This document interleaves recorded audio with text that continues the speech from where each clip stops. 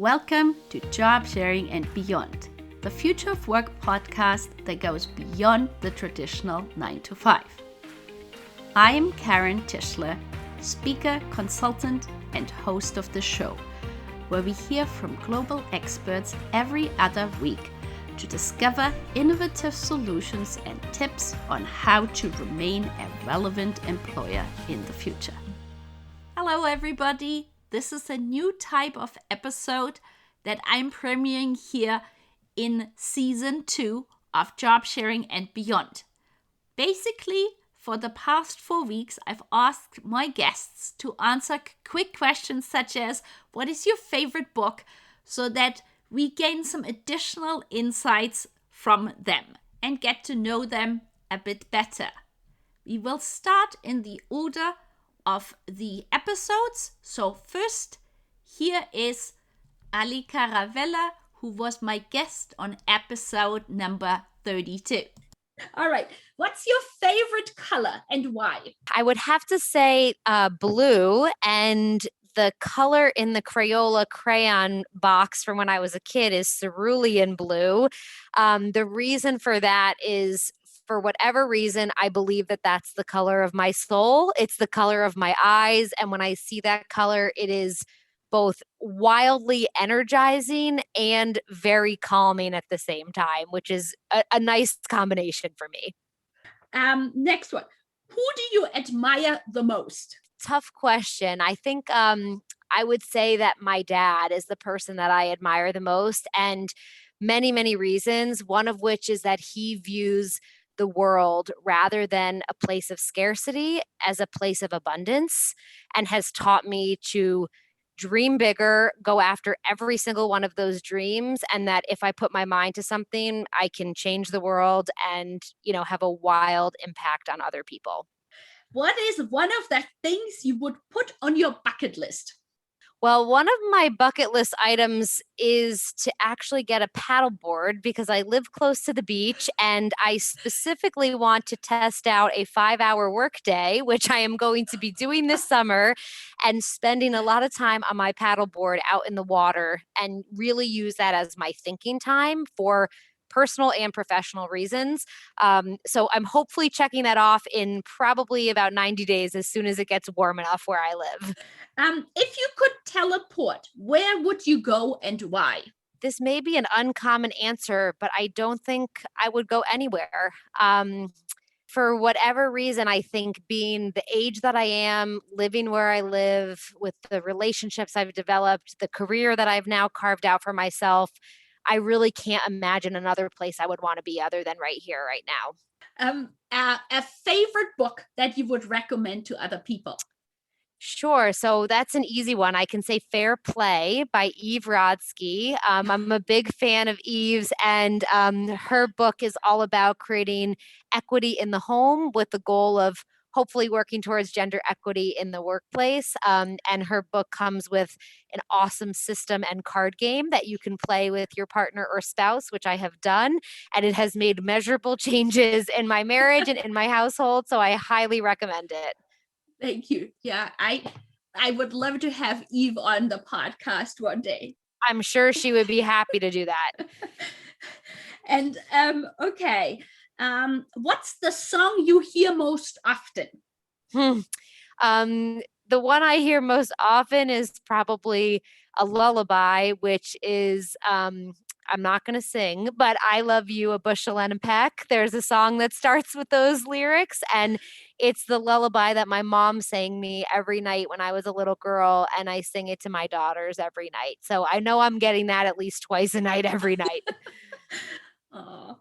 The last one, what do you think is the biggest myth in your area of work? Maybe the biggest myth is that one person doesn't have enough power to make change. That's the first thing that comes to mind, that, oftentimes people have an idea, or people have this passion in their heart, or this knowledge that they know something should be different or better or change somehow, but they don't believe that they actually would have the power to manifest that and make it happen, which I think is completely untrue. So I'll go with that as the biggest myth. I really appreciated listening to Ali's answers. Now we have Michael Ray, who was the guest on episode number 33. Well, what's your favorite color and why? Red, because it just makes me feel happy. And who do you admire the most? Oh, the person I admire the most would have to be the Dalai Lama. And what is one of the things you would put on your bucket list? I wanted to see the Northern Lights.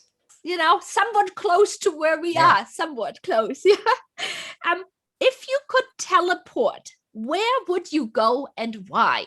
Oh, I would love to go back to Charlie's youth. It just, I could do every minute over and over again. And that's why I say it's like a great book where you read it with a constant consideration of, gee, I'm getting near the end.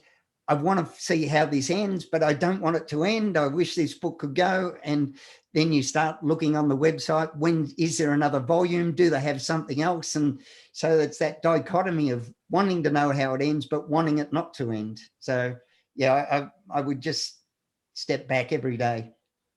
And so coming to, you're saying book. What is your favorite book? Viktor Frankl's Man's Search for Meaning was something that really moved me and changed me. The biggest myth in your area of work? That women have some innate maternal instinct rather than the hard work and graft that parenting is. And what is the song you hear most often? Little Ray of Sunshine, because my last name's Ray, and brings me to tears thinking about my daughter. And the last question is, what advice did you get that was the most rewarding? Maggie Dent, a fantastic children's author, just told me to relax and enjoy, Michael. There's no right or wrong with children. Thank you. Next, we have the Sharp-Share pair, Hannah Hall Turner and Rachel Maguire, who were the guests on episode number 34. What is your favorite color and why? Yellow. We were talking about this just today. How funny. Yeah. Yellow, because it's cheery and sunny and just makes me happy. And mine would probably be gold, because I am just driven to anything that's glittery. And who do you admire the most? Shall I go first? Rachel's going to kill me for this one. I guess in terms of where we are, Anna Whitehouse, who, as you know, is Mother Pucker, she is really trailblazing and campaigning for flexible working for all. And we just can't get behind her enough. We think what she's done is just amazing. I would say Michelle Obama. We have so many instances of where she's spoken about working on the campaign and where she didn't necessarily work full time on it, but gave her all to it. And everybody thought she was operating at a full time level. And she's amazing. What is one of the things you put on your bucket list? Oh, goodness me. That's a hard one. I'm not very adventurous. Well, do you know what, Karin? After this, I'll write a new bucket list, because COVID has thrown everything out the water. So certainly traveling much more. I've not been to Australia, so I'd love to go there. Yeah, mine would probably be around travel as well. But it would probably be something, I don't know, like, the rainforest in Bolivia or somewhere like that, where you could really get a sense of feeling like an explorer. Where one would definitely travel. And so along that line, if you could teleport, where would you go and why? Mine's really geeky. If I could teleport, can I go back in time rather than to a play? Okay, great. Sure, absolutely. Great. Go right ahead. I would go back to the Tudor times, because I am just obsessed with that era. And I'd want to hang out with like Anne Boleyn and all the ladies in waiting. I'd want to kind of get, into the gossip, and I'd go back in time. Okay. Amazing. I'd want a permanent teleporting route to Achill Island, which is the furthest edge of Ireland before you reach America, where my family are from originally. Oh, wow. And what's your favorite book? Do you want to go, Rach? Gosh, my favorite book is called The Song of Achilles by Madeline Miller. It's a fantastic book. It's about Greek mythology, which is something I'm really into. I love that. Yeah, mine would probably be a classic, like Wuthering Heights, which has kind of grown up with me, really. I kind of studied it at school, and I read it probably once every couple of years, and it tells me a different story every time I read it. And what's the song you hear most often? Mine is honestly Let It Go from Frozen, because I've got two girls. It's constantly on in my house.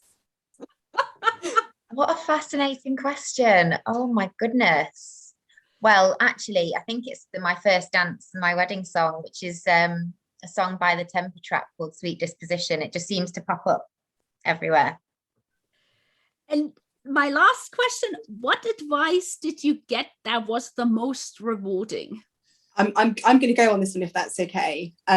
So I constantly learn from Rachel, as you've probably guessed. And you know what? Rach has said to me a few times, take a step back, think about it, and then make an action on it. Because I'm quite, I kind of shoot from the hip sometimes, which is why we are a great partnership. So yeah, I would definitely say Rachel has told me to do that. Oh, goodness, Hannah. I'm going to go with actually something from this book called Playing Big by Tara Mower. And she's all about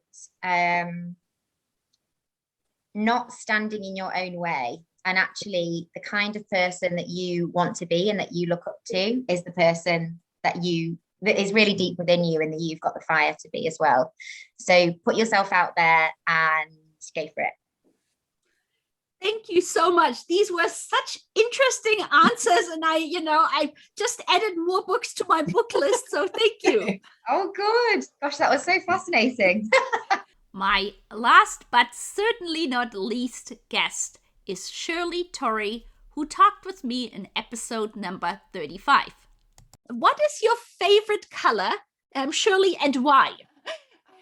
I think my favorite color has changed. I used to be blue, and over the years it's turned to purple. I love that color because it's very calming. I find it very purple. To me, it's like a mixture of masculinity and femininity. Yeah, it's my favorite color. So, and so, who do you admire the most? I think in my life, I've always changed the different role models that I look at to. I love Sheryl Sandberg and Michelle Obama, but for me, my greatest influence that has really sort of been my guidance is my late mom. She's passed away of cancer. She's also a reason why I started. Because she gave me perspective that at the end of the day, I want more family time. So, and she was a teacher. So in many ways, I think she acted as like my I suppose my guiding, like how you always give back to society. Yeah. Thank you for Thank sharing. You. Now, what is one of the things you would put on your bucket list? Travel. Right now, travel. Well, I wouldn't say it's a bucket list, but my dream is to retire with a farm in Japan. Oh. Yeah, so hopefully I get that. Either in Japan or in Canada. Oh yeah, come to Canada. If you could teleport, where would you go and why? At the moment, I would teleport to Canada. Yeah, I haven't been there for about more than a decade, and I love Canada. I find that it's very welcoming and open, and everyone that I ever met there were very, very nice. Not too many angry people, I always say. And what's your favorite book? I love all the books by Adam Grant. And there's a particular book though that I like. It's called Give and Take. It's I cannot remember the author now, but it's really good. So yeah, but check out all the Adam Grant books. They really are very thought stimulating. What do you think are the biggest myth in your area of work? In my area of work, there's a lot of myths, like women, caregivers don't have value add. Yeah. So that one I think is what we're championing. The other thing I'm trying to push for is ageism. I want people to realize, and in Asia actually, sometimes there is this discrimination against women above 40 or 50. They feel that, oh, that's it, you're done. You can't change your career. And I'm trying very hard to push for a change in that. Yeah, that's a myth. Yeah. And what's the song you hear most often? Whoa, I haven't heard. This one's a hard one for me because my kids have taken over my Spotify. So I hear whatever they hear. I try to pick my own songs and then their songs come out. So this one's a hard one. It's really what's on their list, actually. Okay. And the last one, what advice did you get that was the most rewarding to you? I think in my career path, there were moments where I was asked to take on slightly more national roles, I would say, political roles, but I didn't do that. And one of the advice I was given by a lady was, of all the things that you can give up, one of the things you never give up is your family. And because at the end of the day, that is probably the driving force for a lot of what I do and for what people do. And I love that advice because sometimes when I have to make decisions, I will ask myself, what's the impact on family? And if the impact is a negative one or even not as positive, I shy away from it. Yeah. Well, thank you. That was really, really interesting answer. So thank you for sharing it so authentically. Thank you. Thank you for having me. It was really great getting to know my guests a little bit more and learning about some of their favorite things. I will be sure to put in the show notes the list of their favorite books, as well as the links to the previous episodes with my guests in case you have not had a chance to listen to them. Also, next week, my latest issue of the Emily's Past Consulting newsletter will be coming out. And so I have a link in the show notes as well to subscribe to that newsletter. If you subscribe to it, you will be able to receive it in your email as well as receiving an unabridged version of it. Thank you so much for listening to the show. We hope you gained valuable insights and new ideas. To keep listening to future episodes, please head over to iTunes or your favorite player and subscribe and give it a rating.